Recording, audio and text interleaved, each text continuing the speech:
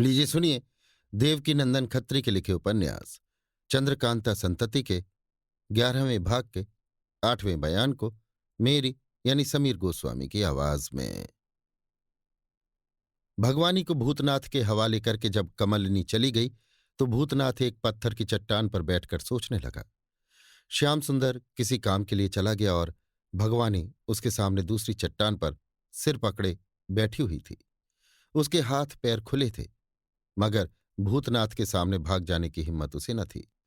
भूतनाथ क्या सोच रहा था या किस विचार में डूबा हुआ था, इसका पता अभी न लगता था, मगर उसके ढंग से इतना जरूर मालूम होता था कि वो किसी गंभीर चिंता में डूबा हुआ है, जिसमें कुछ कुछ लाचारी और बेबसी की झलक भी मालूम होती थी। वो घंटों तक ना जाने क्या क्या सोचता और बहुत देर तक लंबी सांस लेकर धीरे से बोला, बेशक वही था, और अगर वही था तो उसने मुझे अपनी आंखों की ओट होने न दिया होगा। ये बात भूतनाथ ने इस ढंग से कही मानो स्वयं अपने दिल को सुना रहा और आगे भी कुछ कहना चाहता है, मगर पास ही से किसी ने उसकी अधूरी बात का ये जवाब दे दिया, हाँ, आंखों की ओट नहीं होने दिया। भूतनाथ चौंक पड़ा और मुड़कर पीछे की तरफ देखने लगा। उसी समय एक आदमी भूतनाथ की तरफ बढ़ता हुआ दिखाई दिया, जो तुरंत भूतनाथ के सामने आकर खड़ा हो गया। चंद्रदेव, जिनको उदय हुए अभी आधी घड़ी भी नहीं हुई थी, इस नए आए हुए मनुष्य की सूरत शक्ल को अच्छी तरह नहीं तो भी बहुत कुछ दिखा रहे थे। इसका कद नाटा, बदन गठीला और मजबूत था। रंग यद्यपि काला तो न था, मगर गोरा भी न था। चेहरा कुछ लंबा, सिर पर बड़े बड़े घुंघराले बाल इतने चमकदार और खूबसूरत थे कि अय्यारों को उन पर नकली या बनावटी होने का गुमान हो सकता था। चुस्त पायजामा और घुटने तक का चपकन, जिसमें बहुत से जेब थे, पहने और उस पर रेशमी कमरबंद बांधे हुए था। केवल कमरबंद ही नहीं, बल्कि कमरबंद के ऊपर बेशकीमत कमंद इस खूबसूरती के ढंग से लपेटे हुए था कि देखने से औरों को तो नहीं, मगर अय्यारों को बहुत ही खूबसूरत जचती होगी। कमर में बाईं तरफ लटकने वाली तलवार की म्यान साफ कह रही थी कि मैं एक हल्की पतली तथा नाजुक तलवार की हिफाजत कर रही हूं। पीठ पर गेंडे की सी एक छोटी सी ढाल भी लटक रही थी और हाथ में कोई चीज थी जो कपड़े के अंदर लपेटी हुई थी। वो सब कुछ था, मगर उसके सिर पर टोपी, पगड़ी या मुड़ासा इत्यादि कुछ भी न था, अर्थात सिर से वो नंगा था। ये आदमी जिस ढंग और चाल से घूमकर भूतनाथ के सामने आ खड़ा हुआ, उससे मालूम होता था कि इसके बदन में फुर्ती और चालाकी कूट कूट कर भरी हुई है। कई शायद तक भूतनाथ चुपचाप गौर से उसकी तरफ देखता रहा और वो भी काठ की तरह खड़ा रहा। आखिर भूतनाथ ने कहा, क्या तुम बहुत देर से हमारे साथ हो? आदमी, बहुत देर से नहीं, बल्कि बहुत दूर से भी। भूतनाथ, ठीक है, मैंने रास्ते में तुम्हें एक झलक देखा भी था। आदमी, मगर कुछ बोले नहीं, और मैं भी ये सोचकर छिप गया कि कमलिनी के सामने कहीं तुम्हारी बेइज्जती न हो। भूतनाथ, और ताज्जुब नहीं कि यह भी सोच लिया हो कि इस समय भूतनाथ अकेला नहीं है। आदमी, शायद ये भी हो, हंसकर मगर सच कहना, क्या तुम्हें विश्वास था कि कभी मुझे फिर अपने सामने देखोगे? भूतनाथ, नहीं, कभी नहीं, स्वप्न में भी नहीं। आदमी, अच्छा, तो फिर आज का दिन बहुत मुबारक समझना चाहिए। ये कहकर वो बड़े जोर से हंसा। भूतनाथ, आज का दिन शायद तुम्हारे लिए मुबारक हो, मगर मेरे लिए तो बड़ा ही मनहूस है। आदमी, इसलिए कि तुम मुझे मरा हुआ समझते थे। भूतनाथ, केवल मरा हुआ ही नहीं, बल्कि पंचतत्व में मिल गया हुआ।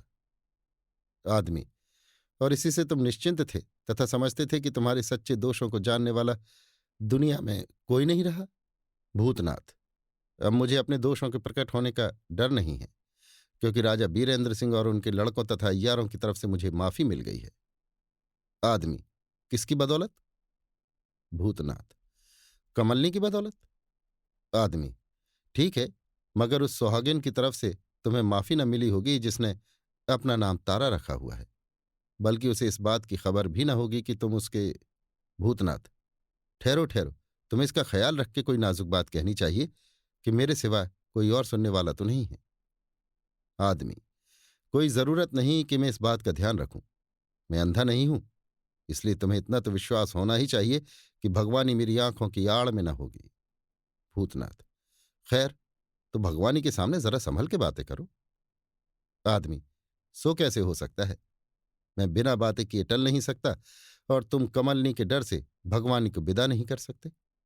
अच्छा देखो, मैं तुम्हारी इज्जत का ख्याल करके भगवानी को विदा कर देता हूं। भगवानी से, जारी, तू यहां से चली जा, जहां तेरा जी चाहे वहां चली जा। भूतनाथ कांप कर, नहीं नहीं, ऐसा ना करो। आदमी, मैं तो ऐसा ही करूंगा। भगवानी से, जारी, तू जाती क्यों नहीं? क्या मौत के पंजे से बचना तुझे अच्छा नहीं लगता? भूतनाथ, मैं हाथ जोड़ता हूं, माफ करो, जरा सोचो तो सही। आदमी, तुमने उस वक्त क्या सोचा था कि मैं सोचूं? भूतनाथ, अच्छा तब एक काम करो, इसके हाथ पैर बांध कर अलग कर दो, फिर हम बातें कर लेंगे।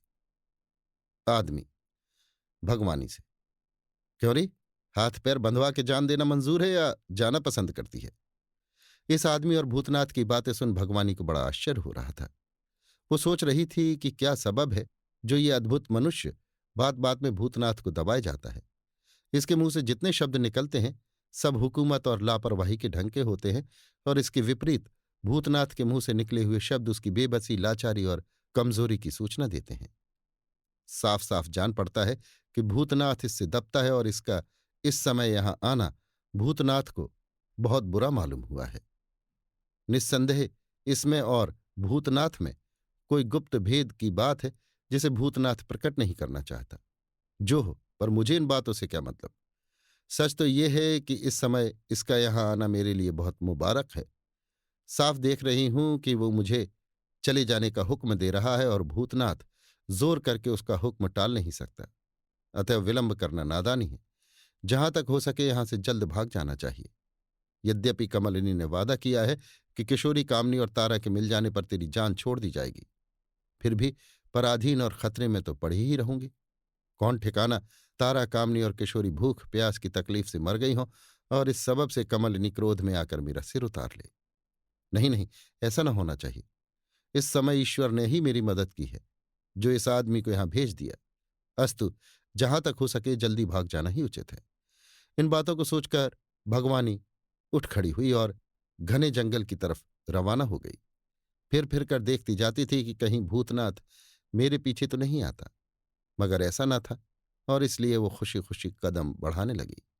उसने ये भी सोच लिया था कि माधवी, मनोरमा और शिवदत्त मेरी बदौलत छूट गए हैं, इसलिए उन तीनों में से चाहे जिसके पास मैं चली जाऊं मेरी कदर होगी और मुझे किसी बात की परवाह न रहेगी।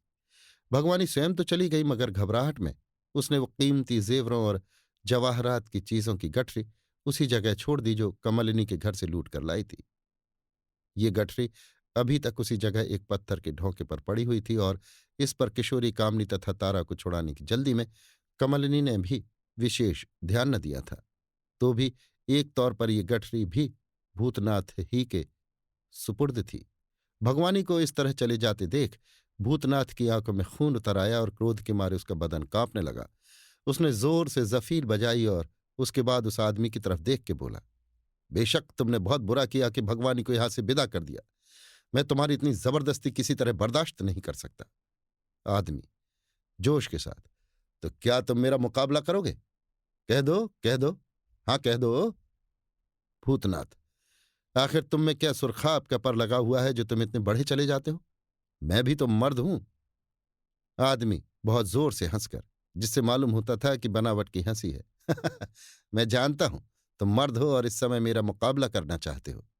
यह कहकर उसने पीछे तरफ देखा, क्योंकि पत्तों की खड़खड़ाहट तेजी के साथ किसी के आने की सूचना देने लगी थी। पाठकों को याद होगा कि कमलिनी यहां पर अकेले भूतनाथ को नहीं छोड़ गई थी, बल्कि श्याम सुंदर को भी छोड़ गई थी। कमलिनी के चले जाने के बाद श्याम सुंदर सिंह भूतनाथ की आज्ञानुसार ये देखने के लिए वहां से चला गया था कि जंगल में थोड़ी दूर पर कहीं कोई ऐसी जगह है जहां हम लोग आराम से एक दिन रह सकें और किसी आने जाने वाले मुसाफिर को मालूम न हो। यही सबब था कि इस समय श्याम सुंदर सिंह मौजूद था, और भूतनाथ ने उसी को बुलाने के लिए जफील दी थी, जिसके आने की आहट इन लोगों को मिली। आदमी भूतनाथ से, मैं तो पहले ही समझ चुका था कि तुम श्याम सुंदर सिंह को बुला रहे हो, मगर तुम विश्वास करो कि उसके आने से मैं डरता नहीं हूं, बल्कि तुम्हारी बेवकूफी पर अफसोस करता हूं।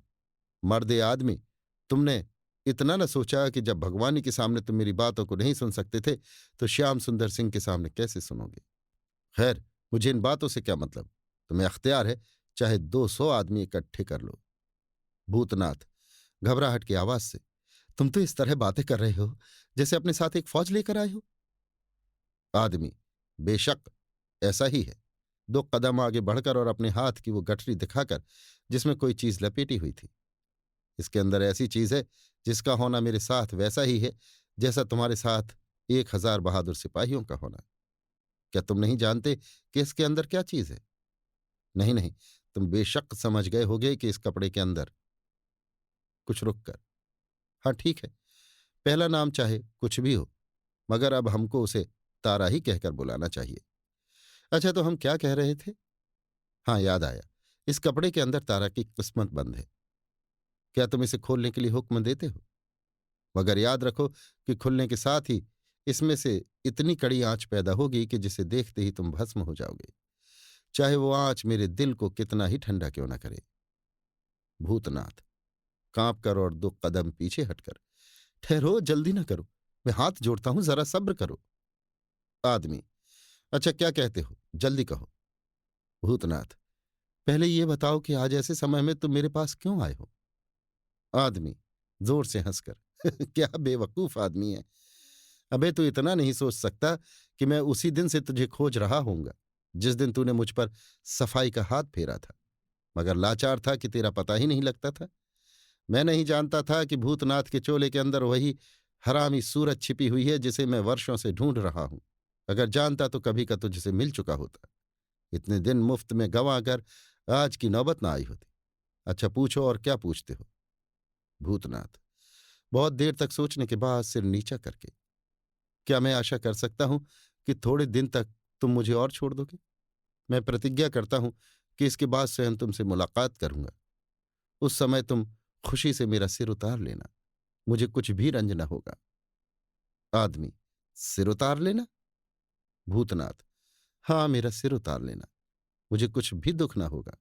आदमी, क्या सिर उतार लेने से बदला पूरा हो जाएगा। भूतनाथ, क्यों नहीं, क्या इससे भी बढ़ के कोई सजा है। आदमी, मैं समझता हूं कि ये कुछ भी सजा नहीं है। क्या तुम नहीं जानते कि प्रायः बुद्धिमान लोग, जिन्हें नादान भी कह सकते हैं, जरा सी बात पर अपनी जान अपने हाथ से बर्बाद कर देते हैं और अपनी बेइज्जती कराना नहीं चाहते, तथा ऐसा करते समय उन्हें कुछ भी दुख नहीं होता।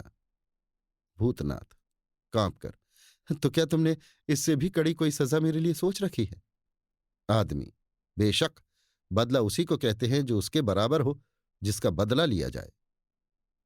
भूतनाथ लंबी सांस लेकर, वास्तव में तुम ठीक कहते हो, मैं भी इस फेर में मुद्दत से पड़ा हुआ हूं। रुककर, खैर ये बताओ कि हमारे तुम्हारे बीच में किसी तरह का मामला तय हो सकता है, या तुम थोड़े दिन के लिए मुझे छोड़ सकते हो जैसा कि मैं पहले कह चुका हूं। आदमी, नहीं, बल्कि तुम्हें इसी समय हमारे साथ चलना होगा। भूतनाथ, कहाँ। आदमी, जहां मैं ले चलूं। भूतनाथ, जबरदस्ती। आदमी, हां, जबरदस्ती।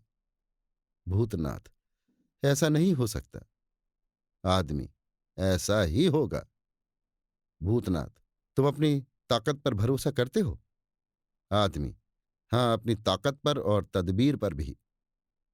भूतनाथ, अच्छा फिर देखेंगे। आदमी, अच्छा तो श्याम सुंदर के सामने गठरी दिखाकर, इसे खोलूं, तुम डरोगे तो नहीं।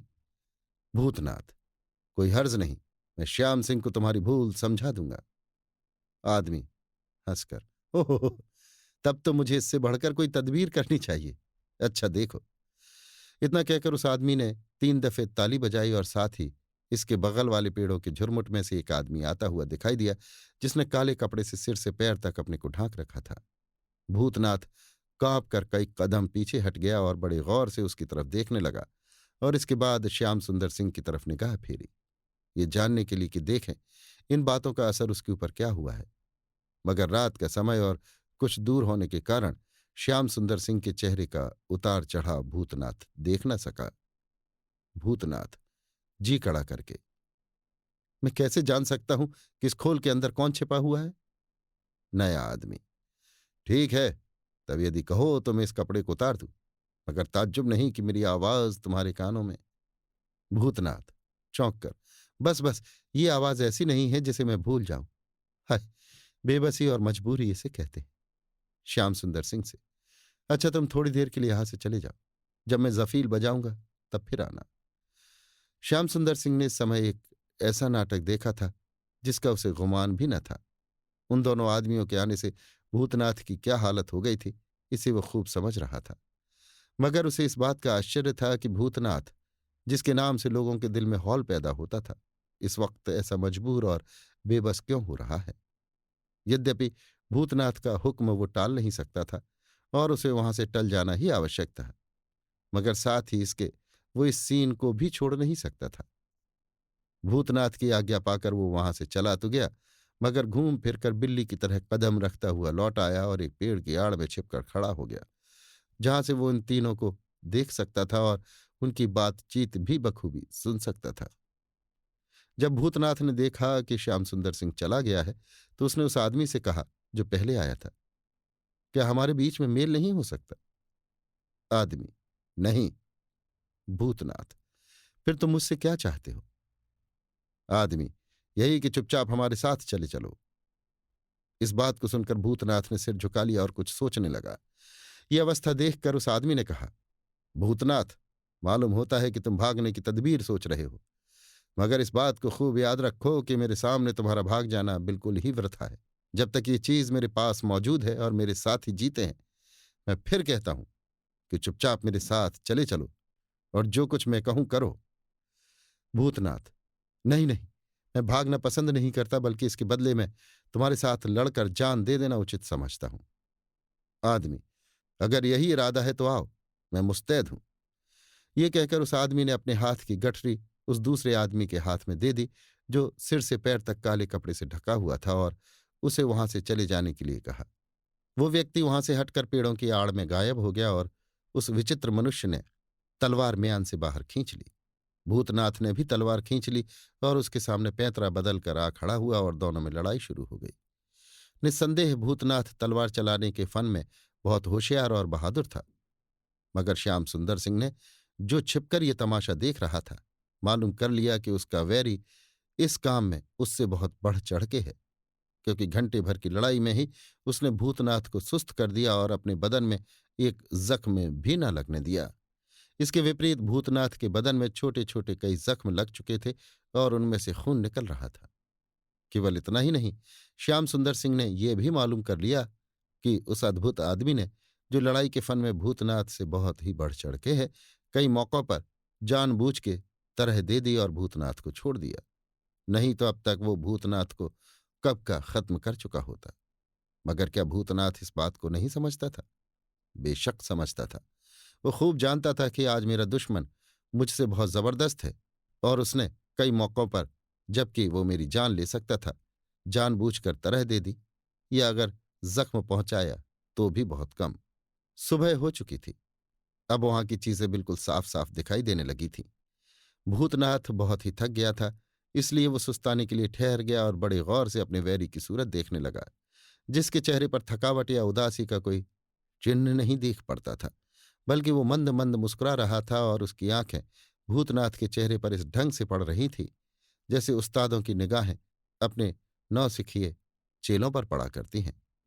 भूतनाथ ठहर गया और उसने धीमी आवाज में अपने वैरी से कहा, अब मैं लड़ने की हिम्मत नहीं कर सकता, विशेष करके इसलिए कि तुम मुझसे उस तरह नहीं लड़ते जैसे दुश्मनों को लड़ना चाहिए।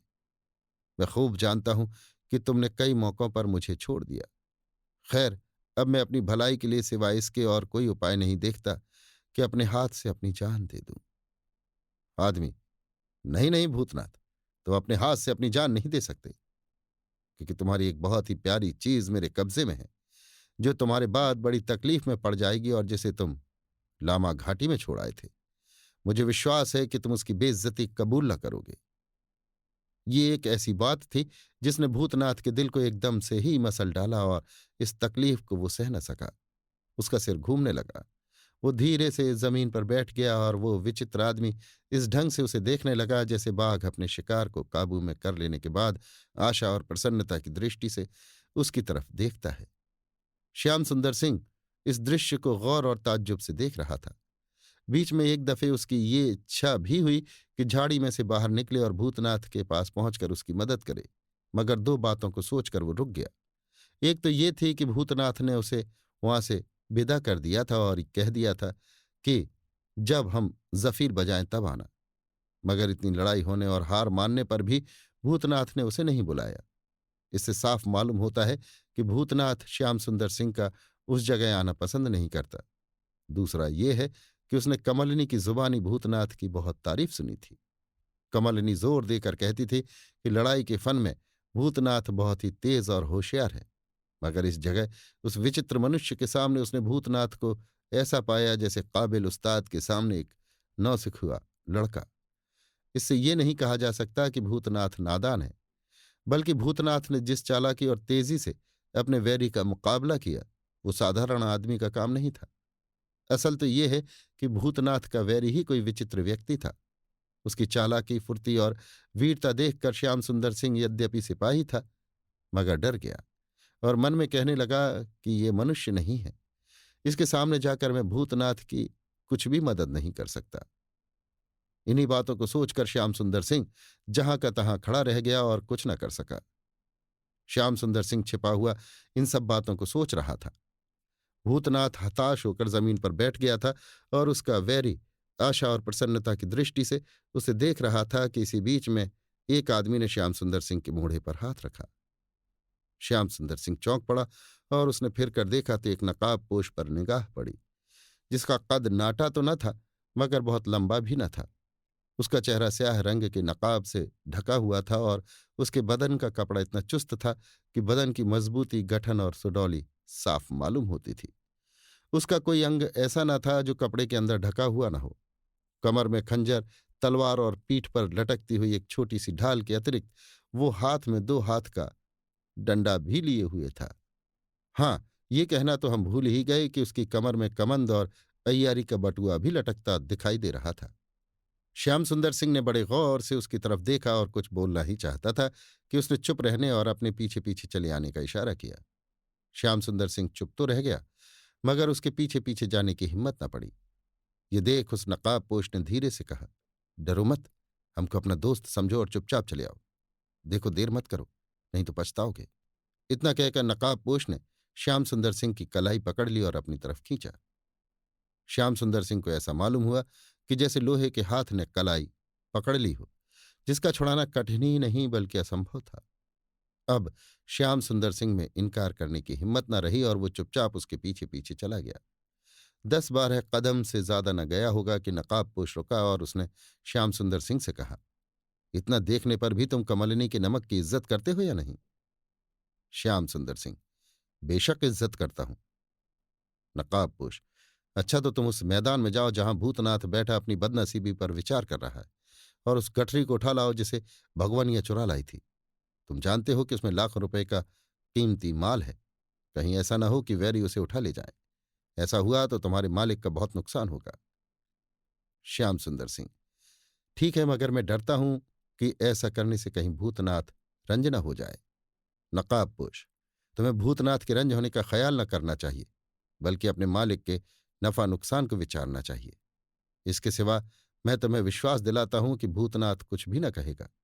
हाँ, उसका वैरी कुछ बोले तो ताज्जुब नहीं, मगर नहीं, जहां तक मैं समझता हूं कि वो भी कुछ न बोलेगा, क्योंकि वो नहीं जानता कि उस गठरी में क्या चीज है। श्याम सुंदर सिंह, अगर रोके तो? नकाबपोश, मैं छिपकर देखता रहूंगा। अगर वो तुम्हें रोकना चाहेगा तो मैं झट से पहुंच जाऊंगा और उससे लड़ने लगूंगा। तब तक तुम गठरी उठा के चल देना। श्याम सुंदर सिंह, अगर ऐसा ही है तो आप ही पहले वहां जाकर उससे लड़िए, बीच में मैं जाकर गठरी उठा लूंगा। नकाबपोश हंसकर, मालूम होता है कि तुम्हें मेरी बातों पर विश्वास नहीं और तुम उस आदमी से बहुत डरते हो। श्याम सुंदर सिंह, बेशक ऐसा ही है, क्योंकि मैं देख चुका हूं कि भूतनाथ ऐसे जवां मर्द और बहादुर को उसने कैसा नीचा दिखाया, और जहां तक मैं समझता हूं आप भी उसका मुकाबला नहीं कर सकते। मालूम होता है कि आपने उसकी लड़ाई नहीं देखी, अगर देखते तो लड़ने की हिम्मत न करते। नकाबपोश, नहीं नहीं, मैं उसकी लड़ाई देख चुका हूं और इसी से उसके साथ लड़ने की इच्छा होती है। श्याम सुंदर सिंह, अगर ऐसा है तो विलंब न कीजिए, जाकर उससे लड़ाई शुरू कर दीजिए। फिर मैं जाकर गठरी उठा लूंगा और चल दूंगा। मगर ये तो बताइए कि आप कौन हैं और कमलिनी के लिए इतनी तकलीफ क्यों उठा रहे हैं? नकाबपोश, इसका जवाब मैं कुछ भी न दूंगा। कुछ सोचकर, अच्छा तो ये बताओ कि गठरी उठा लेने के बाद तुम कहाँ चले जाओगे?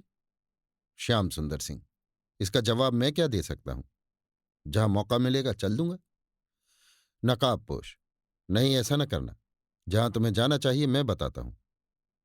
श्याम सुंदर सिंह चौंक कर, अच्छा बताइए।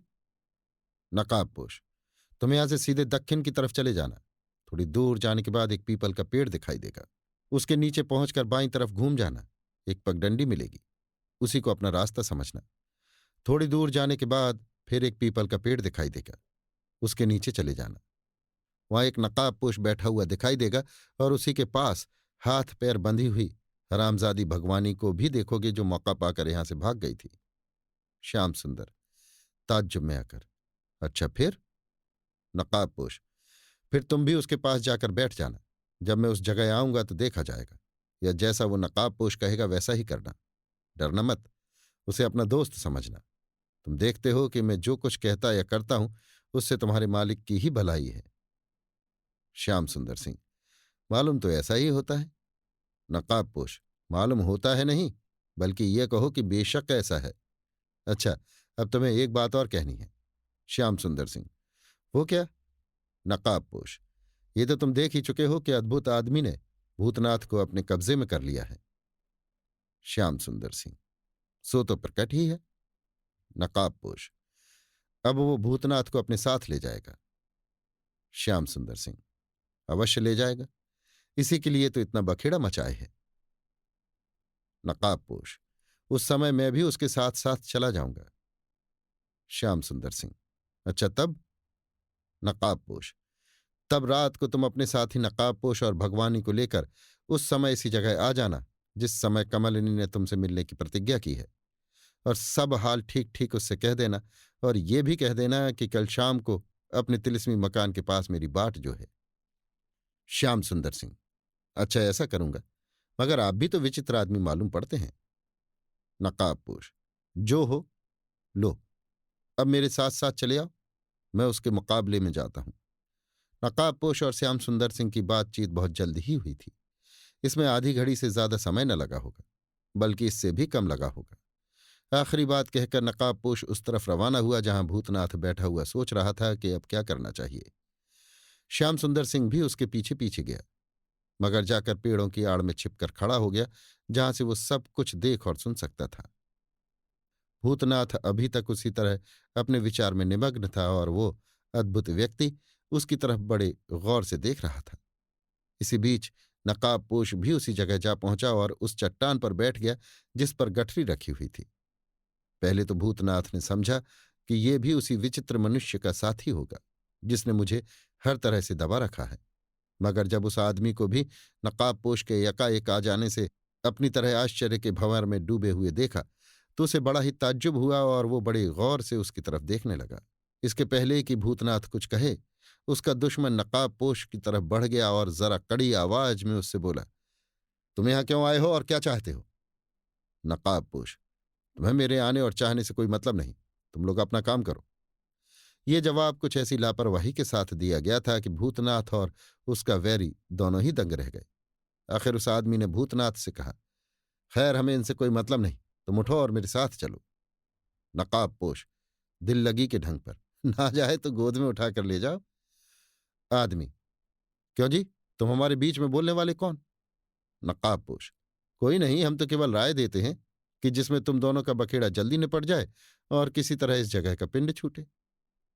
आदमी चिढ़कर, मालूम होता है कि तुम हमसे मस्खरापन कर रहे हो।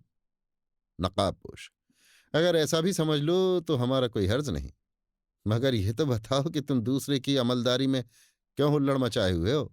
यहां से जाते क्यों नहीं? आदमी, ओहो, मालूम होता है आप ही यहाँ के राजा हैं।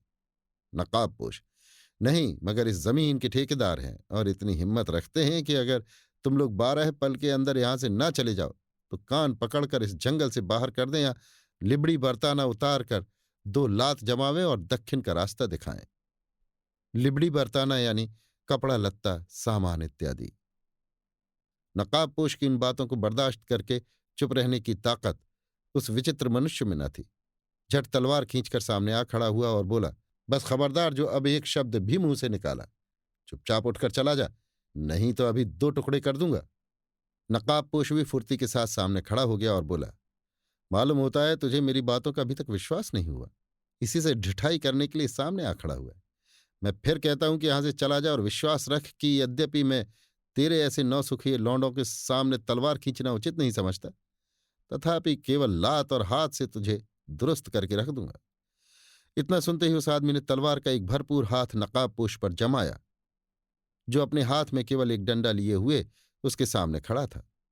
मगर इसका नतीजा वैसा ना निकला जैसा कि वो समझे हुए था, क्योंकि नकाबपोश ने फुर्ती से पैतरा बदलकर अपने को बचा लिया और पीछे की तरफ जाकर उस आदमी की कमर पर एक लात ऐसी जमाई कि वो मुंह केवल जमीन पर गिर पड़ा।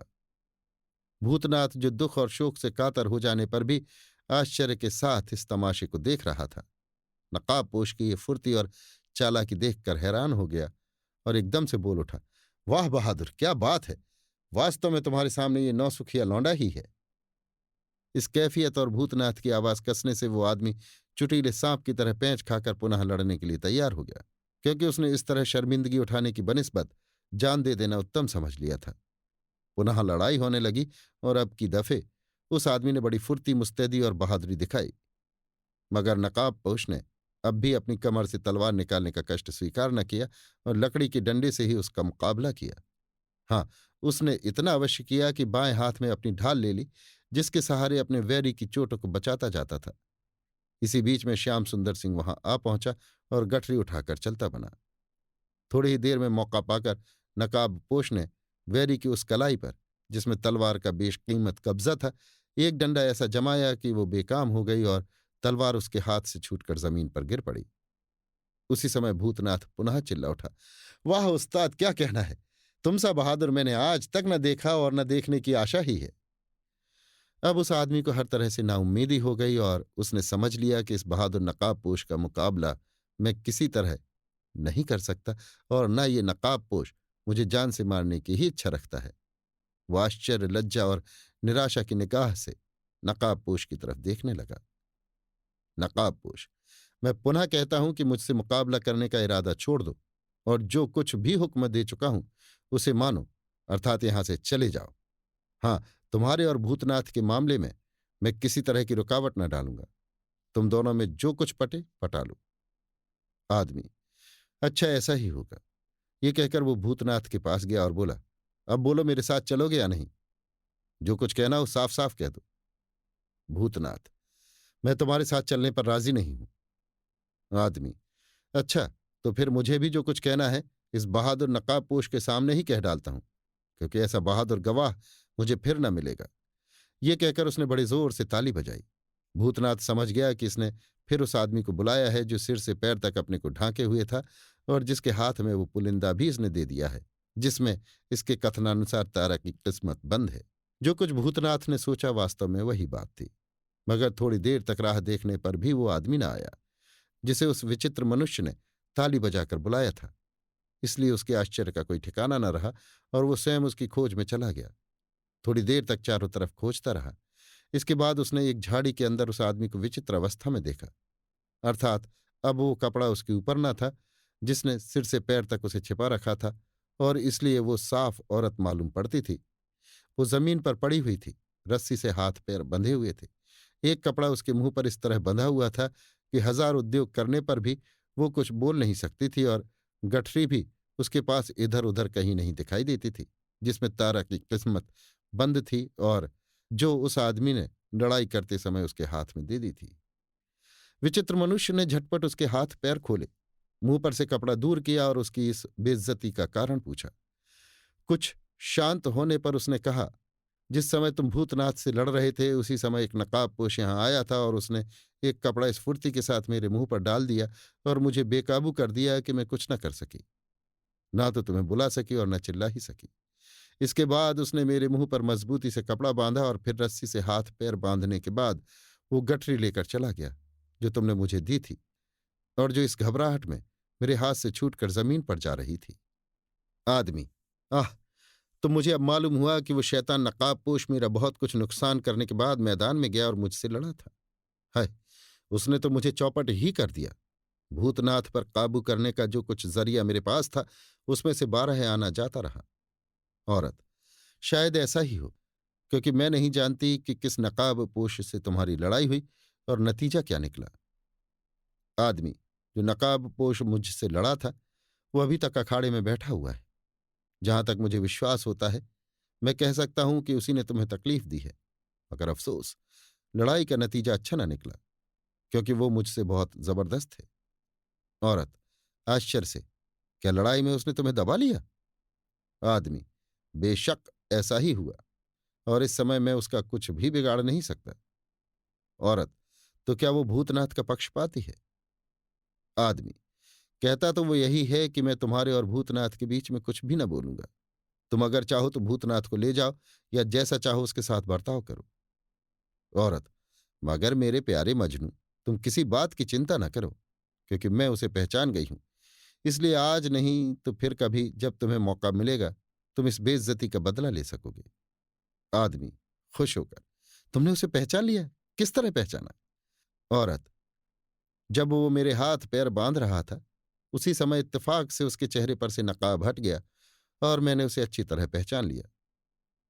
आदमी: ये बहुत अच्छा हुआ। हाँ, तो वो कौन है?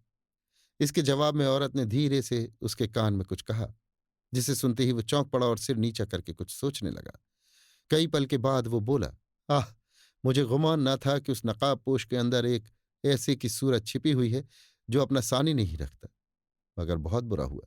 वो चीज मेरे हाथ में होती तो भूतनाथ का इतना डर न था जितना अब है। खैर, क्या हर्ज है? जब पता लग गया तो जाता कहाँ है। आज नहीं कल, कल नहीं परसों, एक ना एक दिन बदला ले लूंगा। मगर सुनो तो सही, मुझे एक नई बात सूझी है। विचित्र मनुष्य ने उस औरत से धीरे धीरे कुछ कहा, जिसे वो बड़े गौर से सुनती रही, और जब बात पूरी हो गई तो बोली: ठीक है, मैं अभी जाती हूं। निश्चय रखो कि मेरी सवारी का घोड़ा घंटे भर के अंदर अपनी पीठ खाली कर देगा, और बहुत जल्द। आदमी: बस बस, मैं समझ गया। तुम जाओ, और मैं भी अब उसके पास जाता हूं। उस औरत को विदा करके वो विचित्र मनुष्य फिर उसी जगह आया जहां भूतनाथ अभी तक सिर झुकाए हुए बैठा था, मगर उस नकाबपोश का कहीं पता न था। आदमी भूतनाथ से: वो नकाबपोश कहाँ गया? भूतनाथ इधर उधर देखकर: मालूम नहीं कहाँ चला गया। आदमी: क्या तुम उसे जानते हो? भूतनाथ: नहीं। आदमी: मगर वो तुम्हारा पक्ष क्यों करता है? भूतनाथ: मैंने तो कोई ऐसी बात नहीं देखी जिसमें मालूम हो कि वो मेरा पक्ष करता था। आदमी: तुमने कोई ऐसी बात नहीं देखी तो मैं कह देना उचित समझता हूं कि वो नकाबपोश वो गठरी बेगम के हाथ से जबरदस्ती ले गया, जिसमें तारा की किस्मत बंद थी। भूतनाथ: चलो अच्छा हुआ, एक बला से तो छुटकारा मिला। आदमी: छुटकारा नहीं मिला, बल्कि तुम और भी बड़ी आफत में फंस गए, यदि वास्तव में तुम उसे नहीं जानते। भूतनाथ: हाँ, ऐसा भी हो सकता है। खैर, जो कुछ किस्मत में बदा है होगा। मगर तुम ये बताओ कि अब मुझसे क्या चाहते हो? किसी तरह मेरा पिंड छोड़ोगे या नहीं? आदमी: क्या हुआ अगर वो गठरी चली गई, मगर फिर भी तुम खूब समझते होगे कि अभी तक तुम पूरी तरह से मेरे कब्जे में हो, और तुम्हारी वो प्यारी चीज भी मेरे कब्जे में है, जिसका इशारा मैं पहले कर चुका हूं। अतः मैं हुक्म देता हूं कि तुम उठो और मेरे साथ चलो। भूतनाथ: खैर चलो, मैं चलता हूं। इतना कहकर भूतनाथ ने आसमान की तरफ देखा और एक लंबी सांस ली। इस समय दिन अनुमान से पहर भर चढ़ चुका था और धूप में हरारत क्रमशः बढ़ती जाती थी। भूतनाथ को साथ लिए हुए वो विचित्र मनुष्य पूरब की तरफ रवाना हो गया। अभी आप सुन रहे थे देवकीनंदन खत्री के लिखे उपन्यास चंद्रकांता संतति के 11वें भाग के 8वें बयान को मेरी यानी समीर गोस्वामी की आवाज में।